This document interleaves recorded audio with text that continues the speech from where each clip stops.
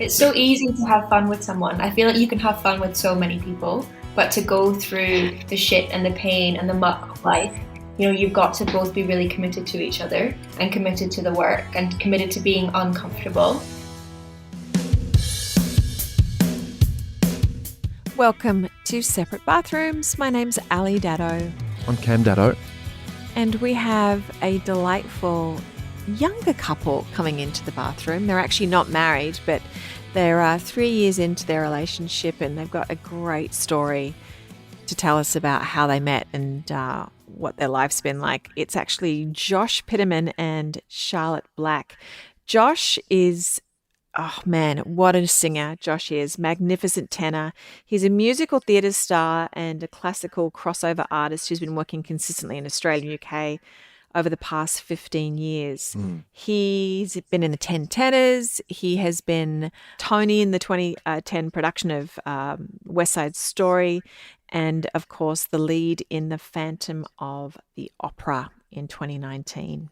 I saw him do Beautiful, the Carole King musical. Right, and yeah. He held down a really important part in the story, which was the darkness of the story, and he was compelling. I thought it was just fantastic. And obviously he's gone on to do Phantom of the Opera and had, the highs and lows of being opening and closing and re-announced opening and then not opening. And his gorgeous partner is Charlotte Black. She's a singer-songwriter and she's from the UK. We really don't know a lot about Charlotte. No, what we do know though is she has created something in London called the Self-Love London, and her intention is to help women reconnect and discover their inner worth, self-love and confidence through one-on-one mentoring, women's circles and tailored courses. I mean, that's just so up my alley. Speaking of up your alley, let's open the door and love it. Let Josh and Charlotte in.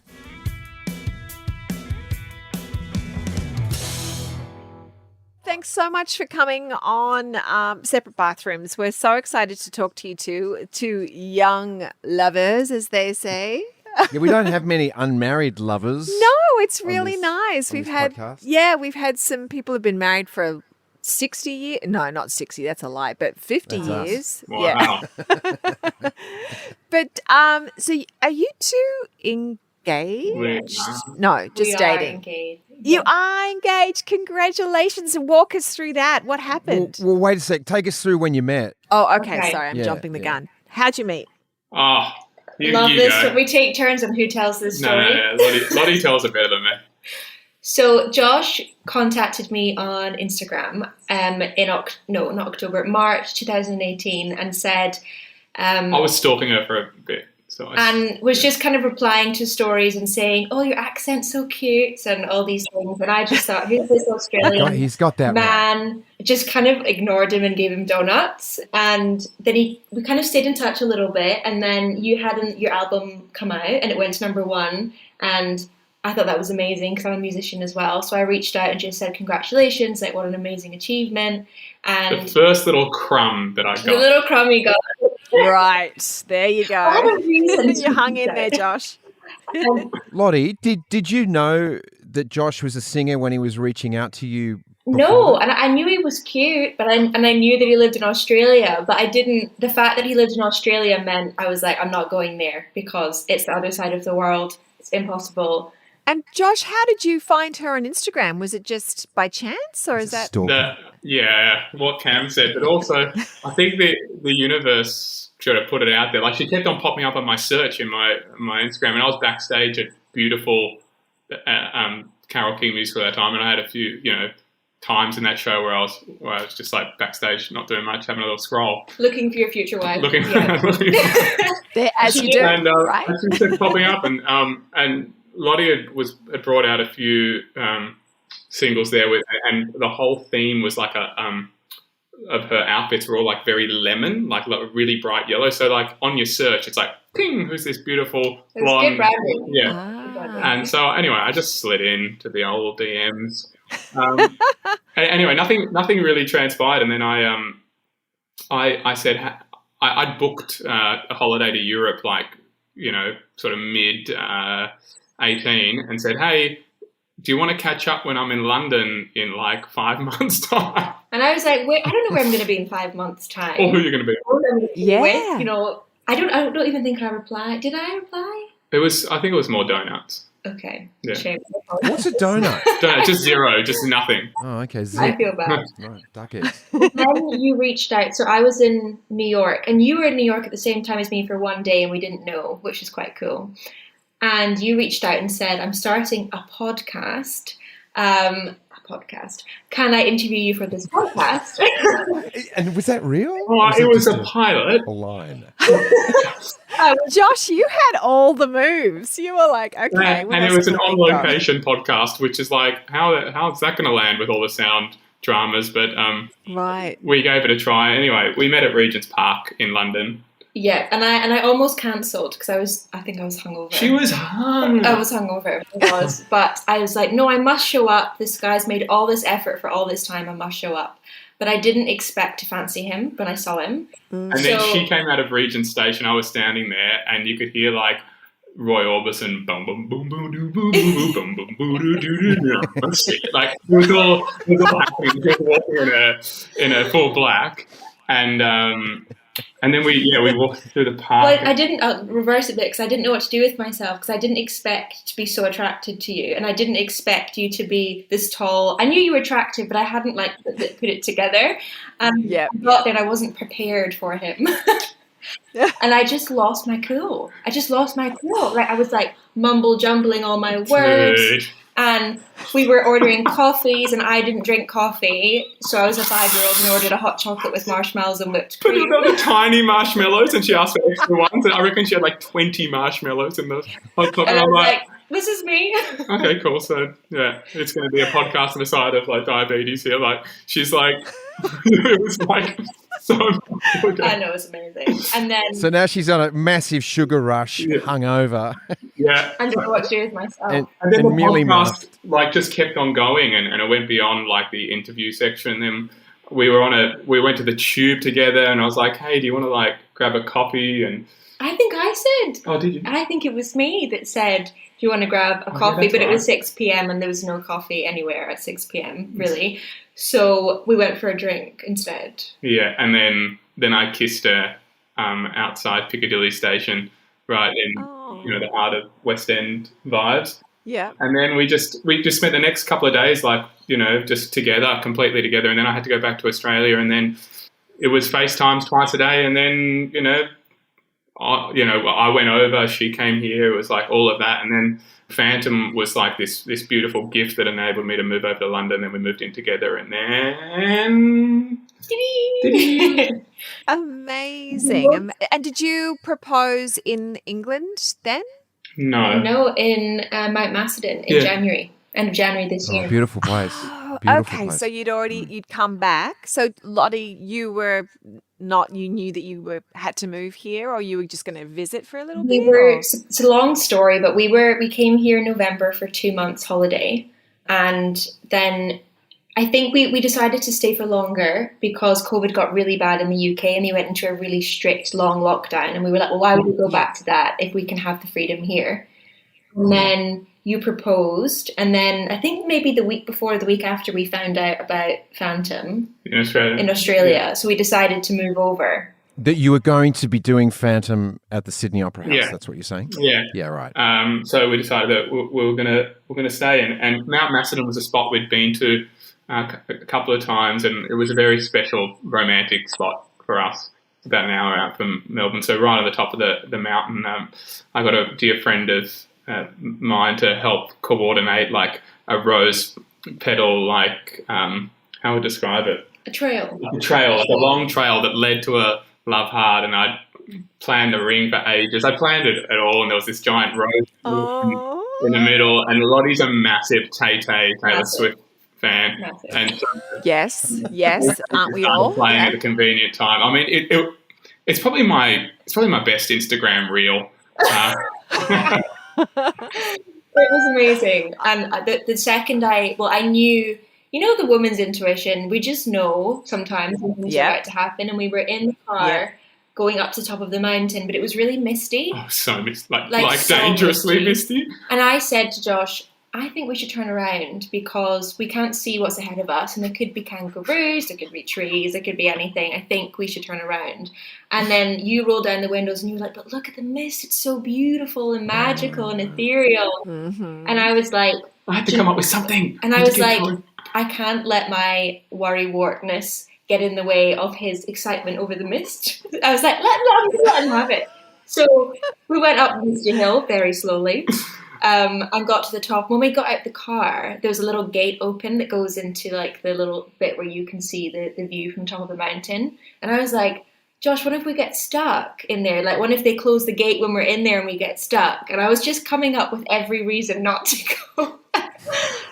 But we passed it. And as we walked up, I had this feeling in my tummy that was like, I don't know what's about to happen, but something's about to happen. Yeah, something I heard good. the first like note of the song, and I was like, "Oh damn, no, this is." Oh, that's so gorgeous. When you started saying I had these roses, I was like, oh my God, he did a rose ceremony. Yeah, it's like a bachelor thing. I was like, giving a rose to Lottie. Oh, no. That's No, there was unusual. no Osher Gunsberg present. No. Oh, thank goodness for that.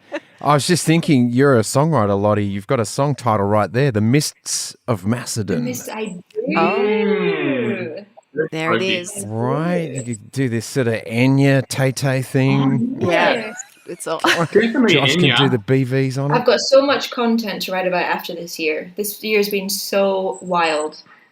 Yeah, must have been. Hey, do you guys imitate each other's accents? You've both got great Josh accents. imitates my I accent. do not. I never And the did. way I speak Right? It's not. all day.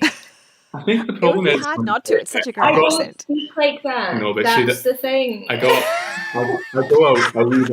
a wee bit like William Wallace on it, but it's like, how can you not? It's like there's so much in it. Like, so. I don't speak like that, so it's null and void. Is that Glasgow? What is that? I try and do it like really low and like because it's. Is it Richard Madden? Richard He's Madden. my celebrity crush, and She's- that's who Yes. I'm like. It's the whole pass, Richard Madden. It's From, all fun. You actually, don't you think he looks a lot like him though too, or is that my imagination? He does. wow, He does. she's getting Yeah. old. Very nice. Josh is getting Just excited. when you're marrying him, don't say I Lottie take you Richard accidentally. I know, Make I'll sure it's make Josh. sure. I need to practice. I'll take that as a compliment.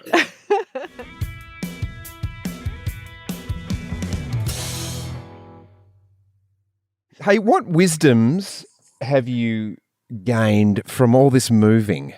I didn't come up with this, but I was listening to this podcast called Live Awake, and it's something that I listen to on my beach walks and morning walks, or something I'll listen to when I go to sleep. And she speaks about a sandstorm and how if you're in a sandstorm, you just have to like root your feet into the ground and let the storm pass you, but try and stay as strong and still as you possibly can. And that's how I feel I've kind of dealt with this, and something that I'll take with me in the future is that when things are chaotic, you kind of have to like really ground and like root your feet into the ground and just let this storm hit you, but just stay like billowing in the wind and just like keep going and keep holding on. You're such a songwriter. That's definitely something that's like stuck for me. After I listened to that, I thought that's exactly how I felt through this year, that I just have been in a sandstorm and it's beginning to pass. And it's really magical now that it's passing. You know, things are starting to feel a lot brighter. So I would say, to ground yourself and not to run away when things are really hard. Yeah, we did a lot of, even if we weren't aware of it, we did a lot of, trying to escape. And then it's only in hindsight you go, oh, we've moved that many times. Oh, maybe we're trying to escape something. And I think a part of it is also trying to control things. And I think as humans, it's very natural to want to control our little bubble and whatever that may be. And I think this whole COVID experience has just sort of taught us how little control we have over very big things and how we need to be adaptable and agile and sort of roll with it and not get too emotionally reactive about things. The other thing I think it's taught me is that I just can't stand divisiveness.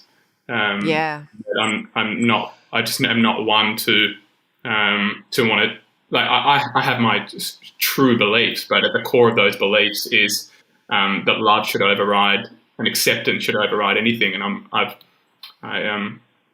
feel like there's been a lot of dichotomies in this time, a lot of binary mindsets, either you're pro this or anti this, whatever that may be, beyond just vaccinations. And I just don't think it's we do our best work as humans when we're in that divisive mindset. We do our best work when we come together, no matter what that is. Yeah. That's going to serve you very well in your marriage, that belief. That's going to get you all the way. Yeah, I think so. I mean, we've been really big on communication. I remember, like, 3 months into our relationship, we went to this better sex workshop, and after 3 months. But to give you context, no, hold up, and context, friends were like going, hold up, she's What the like hell? almost 10 years younger than you. She's super hot. What are you doing? 3 months in. Context. I will give context. But Surely you're it was still all about- discovering each it was- other after 3 months. It was all about sex not being something that's superficial. That's not being something that's purely around pleasure. It's communication. It's about communication and a deeper sense of communication. What does someone want? What does someone need? What's someone withholding? You know, someone said to me that sex can be such a vase for anything in a relationship, whether it's love and empathy, or whether it's pain and hatred and resentment. It can be, you know, you can use it for anything. So, you know, it really taught us some really strong, I guess, not rules, but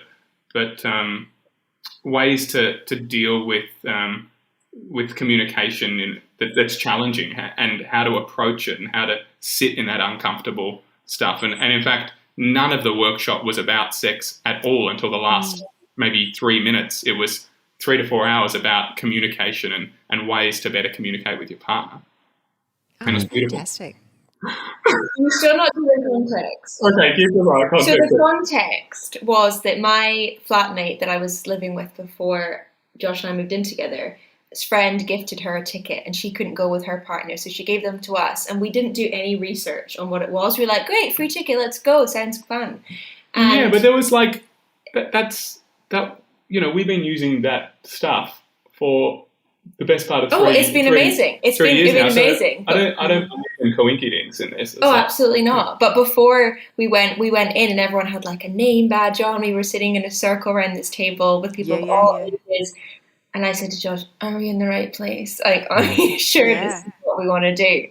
And it was absolutely amazing. It was absolutely amazing. And like Josh said, to this date, you know, if one of us, for example, say one of us has upset each other, let each other down, and it's so easy to keep things inside and to hold resentment, but resentment obviously builds and builds and builds and does cause big relationship issues. So what we do is we'll say, I'll be like, Josh, what are you withholding? And he'll say, I'm withholding that earlier today, X, Y, and Z. And I'll just say, thank you for telling me.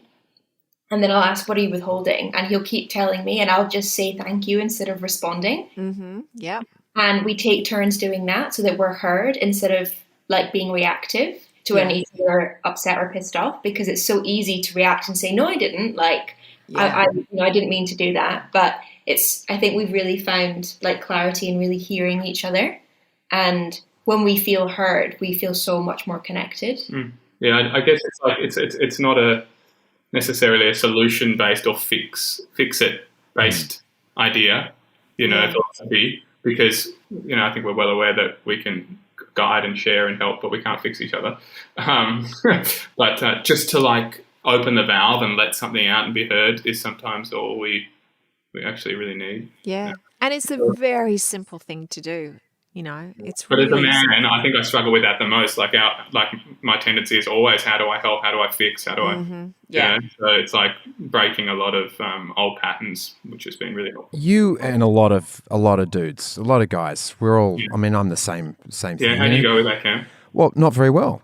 You know, I'm actually good with my hands and working with wood and fixing things. But emotions and in affairs of the heart, it's really trappy to try and get into that world. And I was just about to say that it took Elle and I a good probably 9 or 10 years into marriage to be speaking anything like what you're saying and having experienced that. So, and that's from therapy. We learnt that absolutely, through therapy. We wouldn't have learnt it, I don't think, on our own. No. Well, maybe we might have, because based on what Lottie and Josh are saying now is they were given a gift to go to that sex class with no intention of going to it, but life kind of took you to that place because you were probably ready to learn it. I'm big on that sort of, wherever we are, we're meant to be. Doesn't matter how we get there. And, I always learn a lot around wherever I am. That's where I'm supposed to be learning. So, Elle, when you said that, would we have learnt that thing through, well, we wouldn't have learnt it rather through, if we didn't go to therapy. Part of me believes that we would have picked it up somewhere along the line. Maybe. But certainly therapy got it. Yeah, helped us out with it. Because you're meant to be together and you're meant to work through things. So, I get told that sometimes the universe throws you a feather and you either feel the feather and acknowledge it. And if you do, then you in acknowledging it, you take action. Sometimes it throws you then a brick and you go, okay. And if you either ignore it or acknowledge it, and then it throws you a Mack truck. And at some point you just have to acknowledge it. But it's great if we can be aware enough to acknowledge the little feathers that come up. And for us, I think it was definitely that was just a little feather that was thrown at us. Yeah. But we try and grab. There's no pain in taking that gift. We try and grab the feathers when they arrive. We try and nip things in the bud before they build any kind of resentment. Like if something's come up more than once, we'll have a big chat, and it'll be a really uncomfortable chat that lasts like an hour or so. But we always come out. There's some uncomfy ones. Uncomfy ones. But we always come out of it feeling so much stronger and so much more connected. And then we become much more intimate with each other as well. Fantastic. So you advocate for the uncomfortability? 100%. Yeah. It has to be done. Yeah, there's so much beauty like in the muck, where sometimes you've got to till the soil a little bit and like get all the worms and gunk out to the top, and you're like, it's out now. It's not just... there it is. Yeah. It's so easy to have fun with someone. I feel like you can have fun with so many people, but to go through the shit and the pain and the muck of life, you've got to both be really committed to each other and committed to the work and committed to being uncomfortable and working through that. There's so many things that come up from your childhood and from your teenage years, and times you feel triggered and you're having a go at your partner for something that happened 10 years ago that still is niggling at you. A previous relationship, like I've been married and divorced.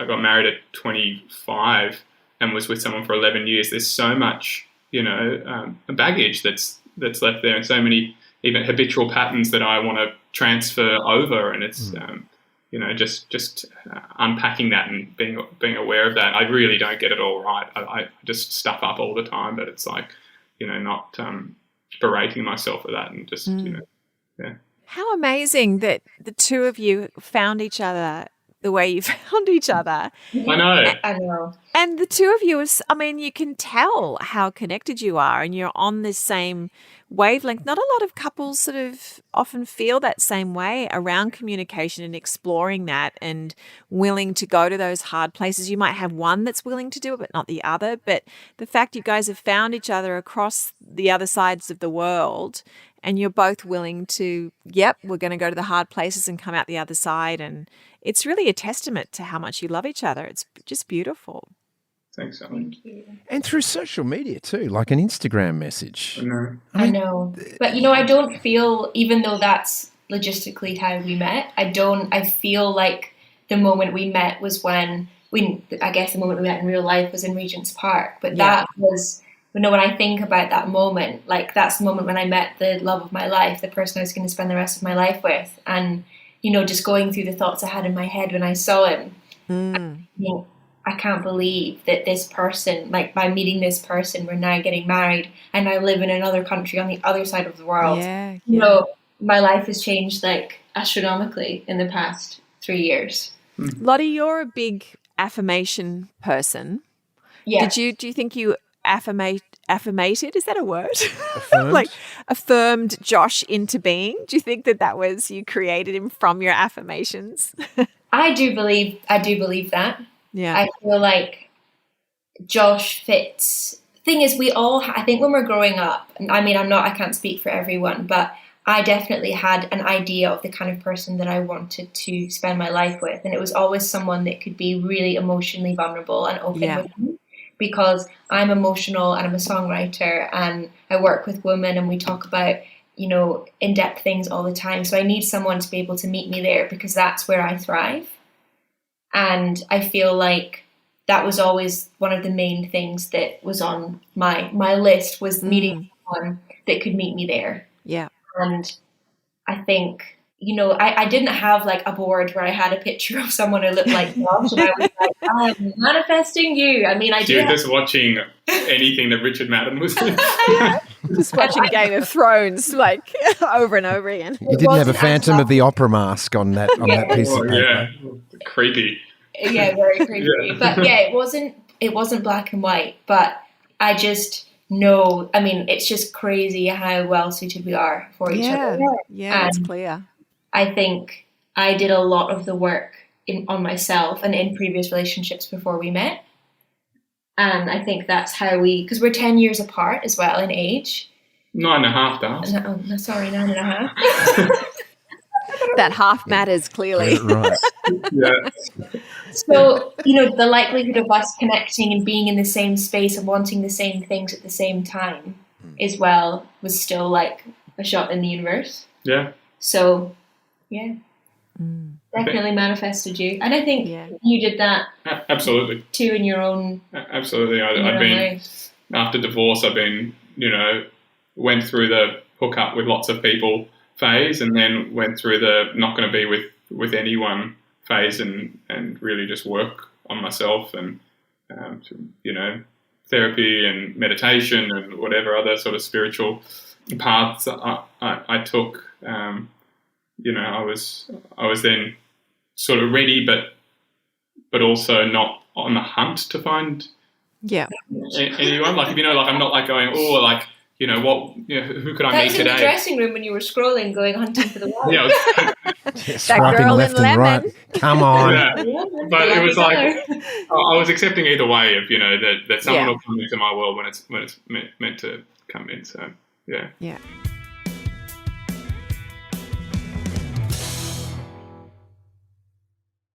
When's the wedding? My dream would be to get married next year, because I'm excited and I just want to do it next year. Yeah. But the most important thing is having my family, Josh's family, and our friends there in all the same space, all healthy, with no fears of quarantine and lockdown and, a virus. So I'd much rather just be patient. But I've already got a whole Pinterest board. I've had one for years. And I'm slowly planning. It's going to be a mighty big Pinterest board by the time 2023 comes around. How long have you guys been married? We're coming up on 30 years. Wow. Yeah. What's your secret? Yeah, what's the secret? Look, I'm going to say it's communication. And look, we don't do what you guys do, which I think is a great tool. We get great tools from our guests on how to communicate, and that idea of what you were talking about before really resonated with me about, you say what's going on, what's going on in your mind, and that also that image of the feather turning into something heavier, the brick going onto the Mack truck. And that's true. If we don't pay attention to the feathers, they get bigger. So I think it's been about communicating and just being taking those walks, those long walks, and just listening and not trying to fix. That's my take. What about you, hon? I would say choosing you and choosing the marriage every day, because we've been through some tumultuous times for sure, and it's sort of like for me. I could have reacted out of those times and gone, well, that's it, it's done, it's over. But then going, no, I want to choose love. I want to choose the marriage, and I want to stay and see what's on the other side of this really hard, challenging situation and see if we can get through it. And we've always gotten through it. So I've always had faith in that. I've always had faith in the marriage that we'll make it through this really hard time. And there's just so much more. I want to be a grandparent with Cam. I want to, be like sitting in the rocking chairs going, oh, did we have a fabulous life, honey? So I look forward to that, so I keep it. It's a choice every day to be in the marriage, and we still work at it, and we still, well, I wouldn't say fail at it, but we still get stuck. 30 years down the line, we still get stuck in places though, for sure. Yeah, but there's a willingness, and I think that willingness from both parties to sit and listen. I think listening is a huge thing, and I was not good at that, Josh, early in our relationship. Lottie, you said something that was so beautiful when you were driving up that Macedon track, and the mists were there, and that you wanted to keep finding excuses to stop, that you didn't know what was beyond that mist, and that's the truth of it. It was right there. It's like, we don't know what's ahead. We don't know what's around the corner. And that often drives me as well, because like Ali said, she wants to, I'm getting all goosebumps saying this, grow old together. And I feel like, as she said, we've been through so much in our relationship and lived overseas and gone through so many twists and turns. It's like, I want to know. Well, I don't know what's around. I don't know what's beyond the mist. I don't know what's around the corner. Yet it's always so exciting when you've got someone who's choosing to walk beside you. It's such a privilege that I'm so grateful for Elle, because she still chooses me. And so with that gratitude, it makes that mist doable. It's beautiful. Really beautiful. And I got to say, in hearing that, the words "I love you" mean a lot, but the words "I choose you" and hearing them day after day says something. So it just says so much. There's so much depth to it. Yeah, there's a nuance of love that's, in many ways, for me, is even deeper than hearing "I love you." I need to hear "I choose you" and "I hear you." They're the things. Yeah. And I think for me, from this year, being away from my family and my friends and my work and my whole life just changing, that it's just taught me so much more about love. I thought everybody, I guess when you're young, you think you know everything about love, and you know when you feel it. But I think, especially in this Sydney lockdown, I really learned about the strength of Josh and I, like to another level, because there was times when, we'd both, Phantom had been cancelled and the plans I had been cancelled, and we were back in lockdown and we were worried about so many things, and I was so homesick. And, we were just kind of in a little rut together and just like kind of pushing each other along every morning and going, hey, like, let's get up, let's go and do our things. And just slowly over time, we healed from that. Yeah. And that's it. I just feel like if that was just such a hard time for me, especially, and if we can move through that when we both lost our jobs, we're on the other side of the world in a lockdown. If we can do that, there's not much else we can't do. Yeah. Kids. Kids. That'll be fun. That's just a whole other thing of fun. Hey, here's our 2-minute shower, guys. We keep our answers nice and short, and you both get to answer the same question. Ali? Oh, correct. Yes. Do you want me to do the first one? That was your cue. Oh, that was my cue. Hello. Here we go. You'd think I'd know by now. All right. What is your best quality? Passion. Passionate. I think mine is kindness. Who do you admire? My sister. Whatever comes first. Yeah. Oh, My parents. nice. Yeah. Musicals or live concerts? Oh, Taylor Swift 100 times over. Every single time. It's magic, and I can't wait for the next one. That's mine. Musicals. Is there one moment in your life you would like to revisit? Yes. What is it? Well, just the countless times my actions have hurt people. So, yeah. Lottie? Mine would be the first time I stood up on a surfboard in Byron. Oh, yeah. I'm quite scared of the sea, so it was a really big growth moment for me because I just threw myself in there and did it. And I got to watch it. It was epic. You saw it happen? Yeah. How One of the fun. best Watching a things in my child life. I was like, walk. it's a big deal for Lottie to even duck her head under the water. Like the ocean is a fear. So I go, what? She's just getting up on a surfboard. Like, what? And the pass is beautiful for it. Yeah. So Yeah. it was It was awesome. euphoric. It was like I was, I don't know, I would do anything to live that exact moment again. And we will. Yeah. Yeah, you will. Yeah, exactly. Plenty of whales in New South Wales. Anyone, past or present, that you would like to spend the day with? Pavarotti. Ooh, yeah. Mine's a sad one, but my godmother. Mm, I'd love to have another day with her. yeah, yeah. What the world needs now is Connection or reconnection. Mm. And compassion. Last question. Your partner in one word. Okay. You go first. You have so many words for you. Heart. Light.